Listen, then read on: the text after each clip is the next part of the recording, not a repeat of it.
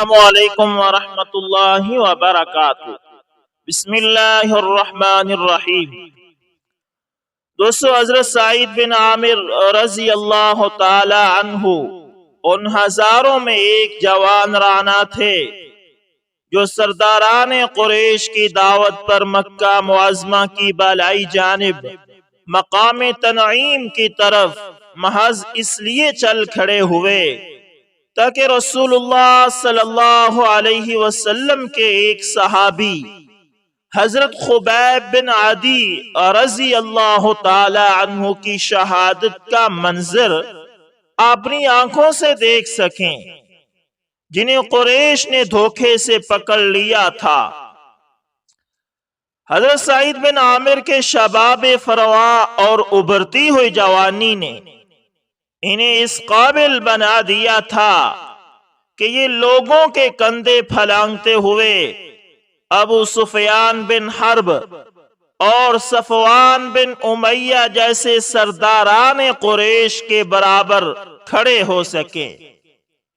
وہاں ان دونوں کے سوا اور بھی شہسواران عرب موجود تھے جو اگلی صفوں میں بیٹھے ہوئے تھے۔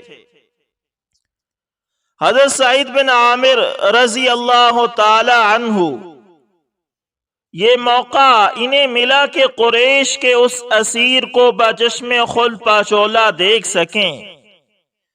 انہوں نے اس منظر کا بھی مشاہدہ کیا کہ عورتیں، بچے، بوڑھے اور جوان حضرت خبیب بن عدی رضی اللہ تعالی عنہ کو موت کی وادی کی طرف بے دریغ دھکیل رہے ہیں۔ ان کا مقصد یہ تھا کہ وہ اس صحابی رسول کو شہید کر کے آپ صلی اللہ علیہ وسلم سے انتقام لیں اور یوں بدر کے مقتولین کی رسوائی کا بدلہ چکائیں۔ جب یہ ہجوم اپنے اس قیدی کو لے کر اس مقام پر پہنچا جو پہلے سے اس کی شہادت کے لیے متعین تھا، تو اس مرحلے پر طویل القامت نوجوان سعید بن عامر رضی اللہ تعالی عنہ نے حضرت خبیب رضی اللہ تعالی عنہ کی طرف نظر دوڑائی۔ سرداران قریش اسے کشاں کشاں تختہ دار کی طرف لے جا رہے تھے۔ اس نے عورتوں اور بچوں کی چیخ و پکار اور شور میں ایک پروقار اور پرسکون آواز سنی۔ حضرت خبیب بن عدی رضی اللہ تعالی عنہ فرما رہے تھے کہ اگر تمہارے لیے ممکن ہو تو مجھے مرنے سے پہلے 2 رکعت نماز پڑھنے کی مہلت دو۔ حضرت سعید بن عامر رضی اللہ تعالی عنہ نے دیکھا کہ حضرت خبیب رضی اللہ تعالی عنہ کعبے کی طرف رخ کر کے کھڑے ہوئے 2 رکعت نماز پڑھ رہے ہیں۔ یہ 2 رکعتیں کیسی تھی، اتنی حسین، اتنی مکمل کہ کیا کہنے۔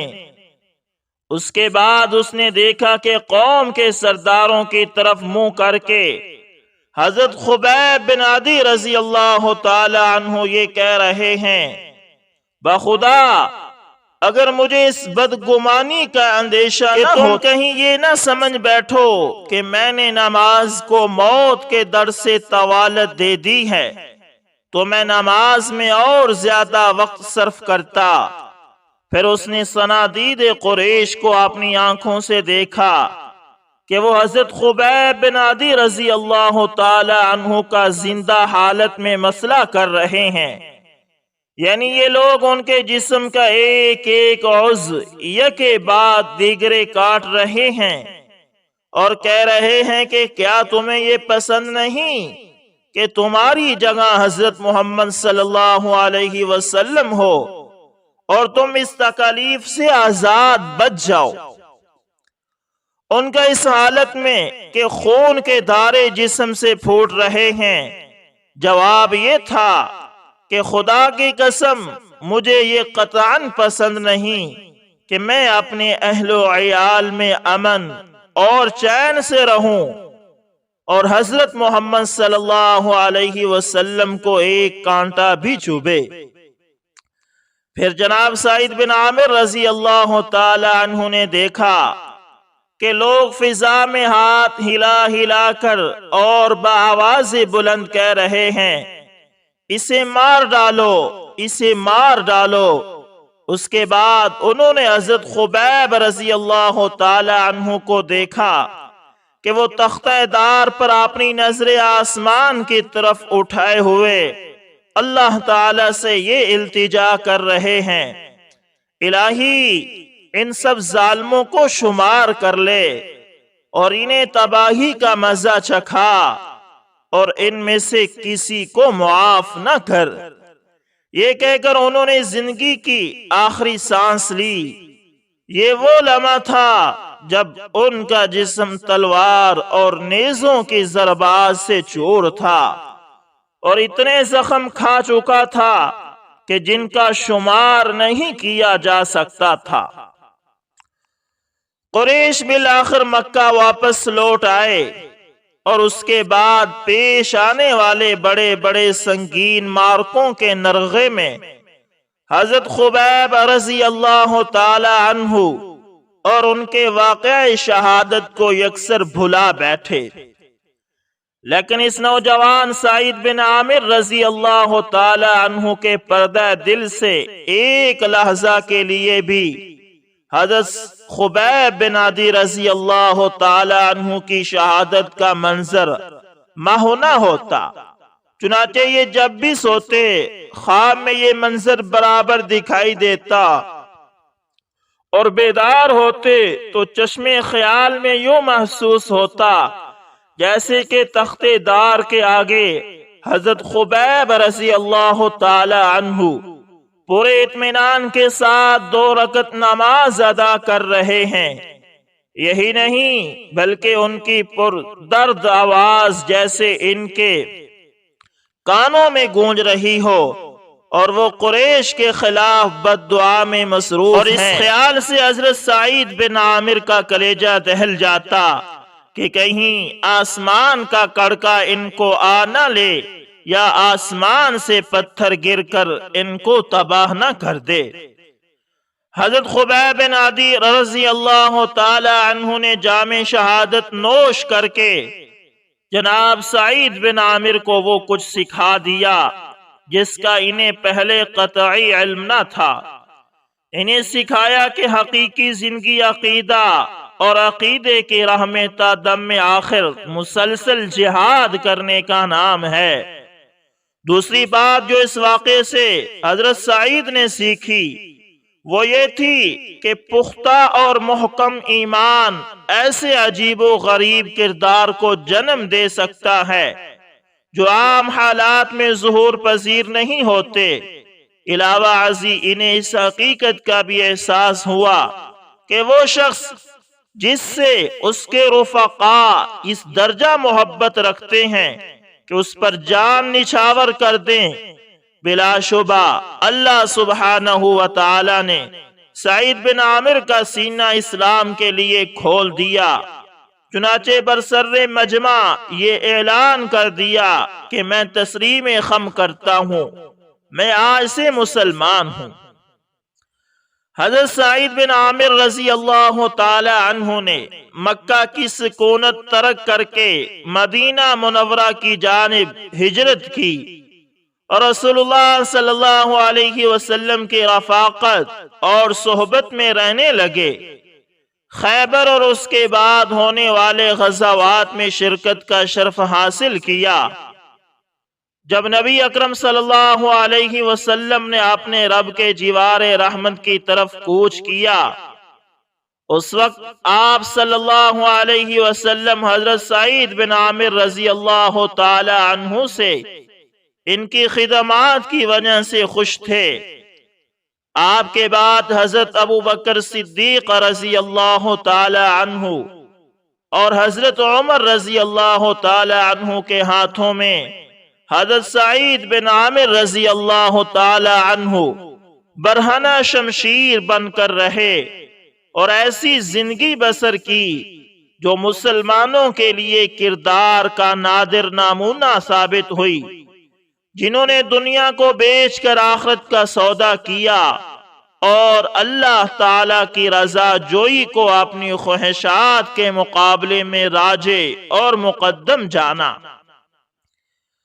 رسول اقدس صلی اللہ علیہ وسلم کے یہ دونوں خلفاء یعنی حضرت ابو بکر صدیق اور حضرت عمر حضرت سعید بن عامر رضی اللہ تعالی عنہ کی صداقت اور تقوی کو خوب جانتے تھے، لہذا ان کی نصیحتوں کو غور سے سنتے اور ان کی ہر بات پر کان دھرتے۔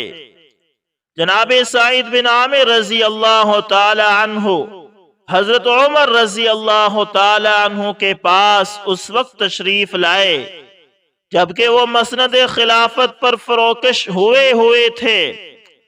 آپ رضی اللہ تعالی عنہ نے فرمایا، اے عمر، میں تمہیں اس بات کی وصیت کرتا ہوں کہ لوگوں کے معاملے میں اللہ تعالی سے ڈرتے رہنا اور اللہ تعالی کے بارے میں لوگوں سے کبھی نہ ڈرنا، اور یہ کہ تمہارے قول و فعل میں تضاد کبھی نہ ہونا چاہیے، اس لیے کہ انسان کی بہترین گفتار وہی ہوتی ہے جس کی تصدیق اس کا کردار کر دے۔ اے عمر، اللہ سبحانہ و تعالی نے جن مسلمانوں کا تمہیں نگران بنایا ہے ان کے معاملات کی طرف خصوصی دھیان دیتے رہنا، ان کے لیے وہی پسند کرنا جو خود تمہیں اپنے اور اپنی اولاد کے لیے پسند ہو، اور ان کے لیے ہر اس چیز کو ناپسندیدگی کی نظر سے دیکھنا جو خود تمہیں اپنی ذات اور اپنے اہل و عیال کے لیے ناپسندیدہ ہو۔ شدائد کا سامنا کرنے سے نہ گھبرانا اور راہ حق پر مضبوطی سے جمے رہنا، اور حق کی راہ میں کسی بھی ملامت کرنے والے کی ملامت کو خاطر میں نہ لانا۔ حضرت عمر رضی اللہ تعالی عنہ نے فرمایا، سعید، بھلا کس میں یہ ہمت ہے کہ ان ذمہ داریوں سے عہدہ بر ہو سکے؟ سعید رضی اللہ تعالی عنہ نے فرمایا، آپ اس کے اہل ہیں، آپ ان لوگوں میں سے ہیں جن کو اللہ تعالی نے امت محمدیہ صلی اللہ علیہ وسلم کی نگرانی کا فریضہ سونپا ہے۔ آپ ایک ایسے شخص ہیں کہ اللہ تعالی کے ہاں آپ سے زیادہ اور کوئی اس کا مستحق نہیں۔ اس مرحلے پر حضرت عمر رضی اللہ تعالی عنہ نے جناب سعید رضی اللہ تعالی عنہ کو اپنی نصرت و تائید کے لیے دعوت دی اور فرمایا، اے سعید، ہم تمہیں علاقہ حمص کا گورنر مقرر کرتے ہیں۔ حضرت سعید نے اس کے جواب میں فرمایا، اے عمر رضی اللہ تعالی عنہ، اللہ کا واسطہ ہے مجھے اس آزمائش میں نہ ڈالیں۔ حضرت عمر رضی اللہ تعالی عنہ اس پر خفا ہو کر فرمانے لگے، بڑے افسوس کی بات ہے کہ تم نے خلافت کا بار تنہا میری گردن پر ڈال دیا اور خود اس سے الگ تھلگ ہونے کی کوشش کر رہے ہو۔ خدا کی قسم، میں چھوڑنے والا نہیں۔ اس کے بعد امیر المؤمنین حضرت عمر بن خطاب رضی اللہ تعالی عنہ نے حضرت سعید بن عامر رضی اللہ تعالی عنہ کو صوبہ حمص کا گورنر مقرر کر دیا اور ارشاد فرمایا، کیا تمہارے لیے ہم کچھ معاوضہ مقرر نہ کر دیں؟ اس پر حضرت سعید بن عامر رضی اللہ تعالی عنہ نے عرض کیا، امیر المومنین، میں معاوضہ لے کر کیا کروں گا؟ بیت المال سے جو کچھ ملتا ہے وہ بھی میری ضروریات سے زائد ہے۔ یہ کہا اور حمص کی طرف روانہ ہو گئے۔ کچھ عرصہ بعد اہلیان حمص میں سے قابل اعتماد افراد پر مشتمل ایک وفد امیر المؤمنین حضرت عمر بن خطاب رضی اللہ تعالی عنہ کی خدمت میں حاضر ہوا۔ آپ نے وفد کو حکم دیا، تم لوگ مجھے ان افراد کے نام لکھ کر دو جو تم میں مفلس و نادر ہیں، تاکہ میں ان کی مالی مدد کر سکوں۔ وفد نے آپ کی خدمت میں ایک دستاویز پیش کی۔ آپ کیا دیکھتے ہیں کہ اس فہرست میں حضرت سعید بن عامر رضی اللہ تعالی عنہ کا نام بھی درج ہے۔ امیر المؤمنین حضرت عمر بن خطاب رضی اللہ تعالی عنہ نے دریافت فرمایا، کون سعید بن عامر؟ وفد نے بتایا کہ ہمارے گورنر۔ حضرت عمر نے فرمایا، آپ کا گورنر مفلس ہے؟ اللہ اکبر! وقت کا گورنر حضرت سعید بن عامر رضی اللہ تعالی عنہ وقت کے گورنر تھے۔ وفد کیا کہہ رہا ہے کہ ہمارا گورنر بھی مفلس ہے۔ ایسے گورنر کہاں ملے؟ اللہ اکبر! یہ تھی آپ علیہ الصلاۃ والسلام کی تربیت، اور یہ تھا صحابہ کرام رضوان اللہ علیہم اجمعین کا تقوی۔ انہوں نے کہا، جی ہاں، خدا کی قسم کئی دن ان کے چولہے میں آگ نہیں جلتی۔ یہ سننا تھا کہ حضرت عمر رضی اللہ تعالی عنہ بے اختیار رو پڑے، اور اتنے روئے کہ آپ کی داڑھی مبارک آنسوؤں سے تر ہو گئی۔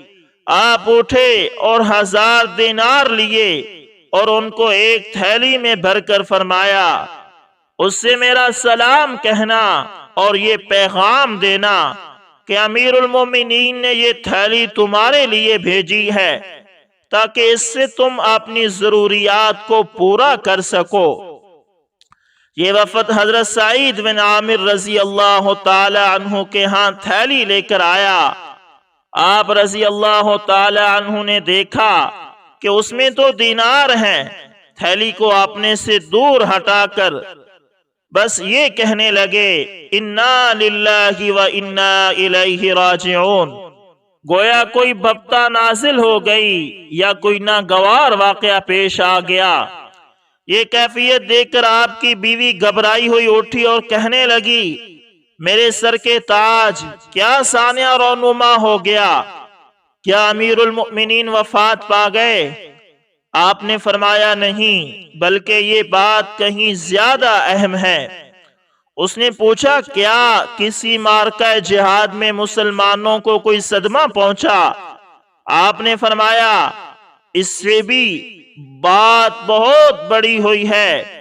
بیوی نے عرض کیا، بھلا اس سے بڑی بات کیا ہو سکتی ہے؟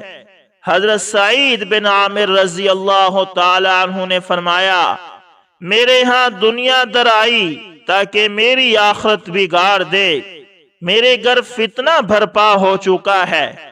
بیوی نے عرض کیا، کیوں نہ آپ اس فتنے سے گلو خلاصی کر لیں؟ یعنی حضرت سعید بن عامر رضی اللہ تعالی عنہ کی بیوی کو ان دیناروں کے بارے میں بالکل بھی پتہ نہیں تھا، اور حضرت سعید بن عامر رضی اللہ تعالی عنہ کے پاس جب یہ دینار آئے تو وہ اتنے پریشان ہوئے کہ گویا کوئی بہت بڑی مصیبت ان کے گھر میں آ پڑی ہے۔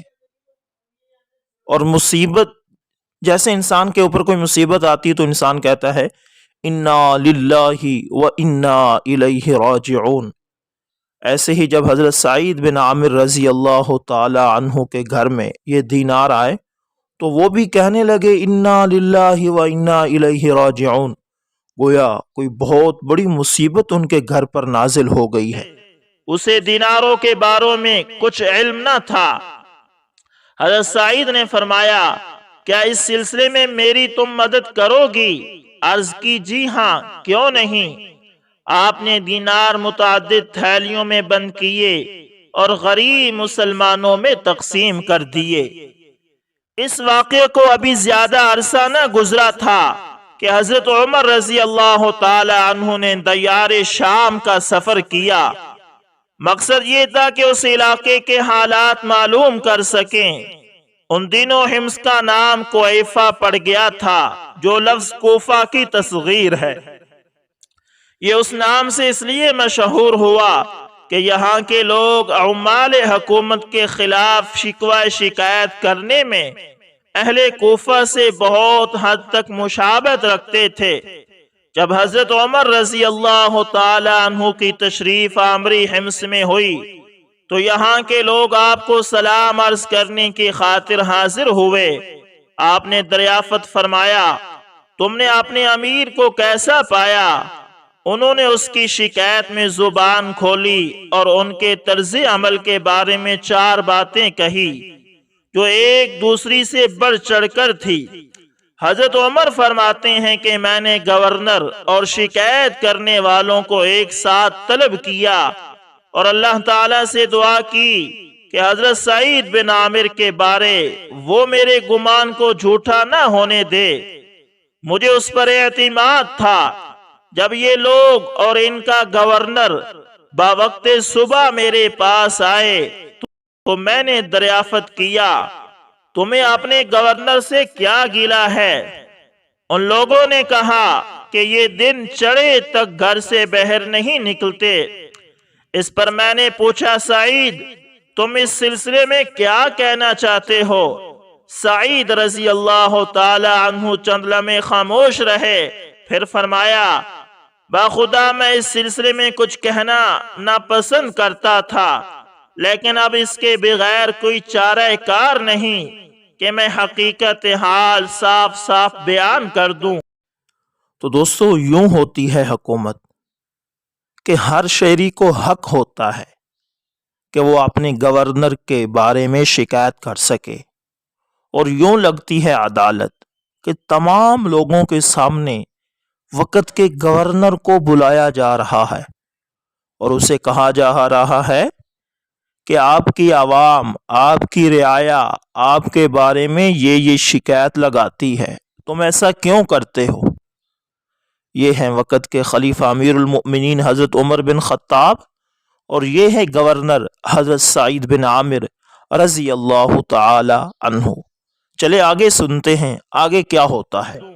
صورتحال یہ ہے کہ گھر میں میرے پاس کوئی خادم نہیں۔ میں صبح سویرے اٹھتا ہوں اور اہل خانہ کے لیے آٹا گوندتا ہوں، پھر تھوڑی دیر تک انتظار کرتا ہوں تاکہ آٹے میں خمیر پیدا ہو جائے۔ بعد ازاں ان کے لیے روٹی پکاتا ہوں، پھر وضو کر کے لوگوں کی خدمت کے لیے گھر سے نکل کھڑا ہوتا ہوں۔ حضرت عمر رضی اللہ تعالی عنہ فرماتے ہیں کہ میں نے ان سے پوچھا کہ تمہیں ان کے خلاف اور کیا شکایت ہے؟ تو لوگوں نے کہا کہ یہ رات کے وقت کسی کی نہیں سنتے۔ میں نے کہا، سعید یعنی حضرت عمر فرماتے ہیں کہ میں نے کہا کہ اس اعتراض کا جواب تمہارے پاس کیا ہے؟ حضرت سعید فرماتے ہیں، باخدا میں اس امر کا اظہار بھی ناپسند کرتا ہوں۔ مختصراً یہ عرض ہے کہ میں نے دن ان کے لیے وقف کر رکھا ہے اور رات اللہ عز و جل کی عبادت کے لیے۔ حضرت عمر فرماتے ہیں کہ میں نے پوچھا، آپ کو ان کے خلاف اور کیا شکایت ہے؟ یعنی میں نے عوام سے پوچھا کہ گورنر کے بارے میں جو شکایات ہیں اور بھی بتاؤ۔ تو وہ کہنے لگے، مہینے میں ایک دن غفلت سے کام لیتے ہیں۔ حضرت عمر نے حضرت سعید سے پوچھا، آپ یہ کیوں کرتے ہیں؟ حضرت سعید نے عرض کیا، امیر المومنین میرے پاس نہ تو کوئی خادم ہے، نہ ان کپڑوں کے سوا میرے پاس کپڑوں کا کوئی جوڑا ہے۔ اس وقت جو کپڑے میں نے پہن رکھے ہیں مہینے میں ایک مرتبہ دھوتا ہوں، پھر منتظر رہتا ہوں کہ یہ خشک ہو جائیں۔ جب یہ خشک ہو جاتے ہیں تو میں انہی کو پہن کر دن کے آخری حصے میں ان کا سامنا کرتا ہوں۔ پھر حضرت عمر نے دریافت کیا کہ کوئی اور شکایت؟ تو عوام نے کہا کہ مجلس میں بیٹھے بیٹھے کبھی ان پر غشی طاری ہو جاتی ہے اور یوں معلوم ہوتا ہے کہ اہل مجلس سے ان کا کوئی تعلق نہیں۔ حضرت عمر نے پوچھا سعید یہ کیا بات ہے؟ حضرت سعید نے فرمایا میں نے حضرت خبیب بن عدی کی شہادت کا منظر بچشم خود دیکھا ہے۔ میں اس وقت مشرک تھا، میں نے دیکھا کہ قریش اس کی بوٹیاں کاٹ رہے ہیں اور کہہ رہے ہیں کیا تجھے یہ بات پسند ہے کہ تمہاری جگہ حضرت محمد صلی اللہ علیہ وسلم ہو؟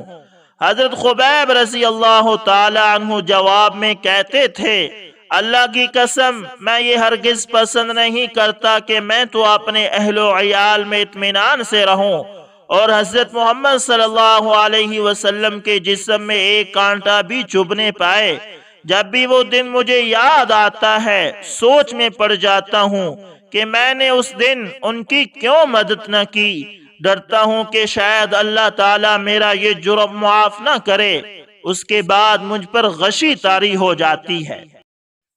تو دوستو یہی واقعہ دراصل حضرت سعید بن عامر رضی اللہ تعالی عنہ کی ہدایت کا ذریعہ بنا تھا۔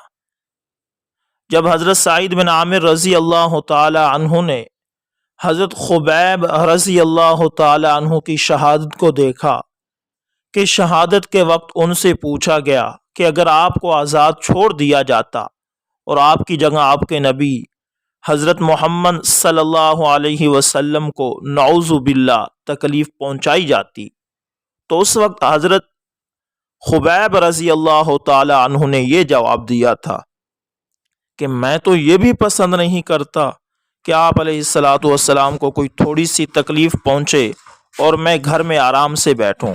جب یہ الفاظ حضرت سعید بن عامر رضی اللہ تعالی عنہ نے سنے تھے تو وہ سوچ میں پڑ گئے تھے، اور یہی الفاظ حضرت سعید بن عامر رضی اللہ تعالی عنہ کی ہدایت کا ذریعہ یہ بنے۔ سنا تو حضرت عمر رضی اللہ تعالی عنہ نے فرمایا اللہ کا شکر ہے کہ جس نے سعید رضی اللہ تعالی عنہ کے بارے میں میرے حسن ظن کو غلط ثابت نہیں کیا۔ اس کے بعد آپ نے 1000 دینار بھیجے تاکہ ان سے اپنی ضروریات پوری کر سکیں۔ جب یہ دینار حضرت سعید بن عامر رضی اللہ تعالی عنہ کی بیوی نے دیکھے تو کہہ اٹھی کہ اللہ کا شکر ہے جس نے ہمیں آپ کی خدمات سے بے نیازی بخشی، ہمارے لیے ضروریات کی اشیاء خرید لیجئے اور گھر کے کام کاج کے لیے ایک خادم رکھ لیجئے۔ اس پر حضرت سعید نے بیوی سے فرمایا میں تجھے وہ چیز نہ دوں جو اس سے بھی بہتر ہو؟ بیوی نے کہا بھلا وہ کیا ہے؟ فرمایا یہ دینار ہم اسی کو لٹا دیں جو ہمارے پاس لایا ہے، ہم ان دیناروں سے کہیں زیادہ اس کے محتاج ہیں یعنی اللہ کے۔ بیوی نے کہا وہ کون؟ فرمایا کیوں نہ ہم اللہ تعالیٰ کو قرض حسنہ دیں دے۔ بیوی نے عرض کیا آپ نے بجا ارشاد فرمایا اللہ تعالیٰ آپ کو جزائے خیر عطا فرمائے۔ آپ نے اسی مجلس میں دیناروں کو مختلف تھیلیوں میں رکھا اور اپنے اہل خانہ میں سے ایک شخص کو حکم دیا کہ جاؤ فلاں کی بیوی، فلاں کے یتیم بچوں اور فلاں خاندان کے مساکین اور فلاں قبیلے کے محروموں میں تقسیم کر آؤ۔ اللہ تعالیٰ حضرت سعید بن عامر کو سند رضا سے نوازا۔ آپ ان لوگوں میں سے تھے جو دوسروں کو اپنی ذات پر ترجیح دیتے تھے چاہے خود گھاٹے میں رہتے تھے۔ تو دوستو یہ تھے حضرت سعید بن عامر رضی اللہ تعالی عنہ جن کی داستان آپ کے سامنے شیئر کی ہے۔ امید کرتا ہوں ویڈیو اچھی لگی ہوگی، پسند آئے تو لائک شیئر کمنٹ لازمی کریں، اور اگر آپ ہمارے چینل AS انفارمیشن TV پر نئے تو اس کو لازمی سبسکرائب کریں اور ساتھ میں بیل کے نشان کو دبا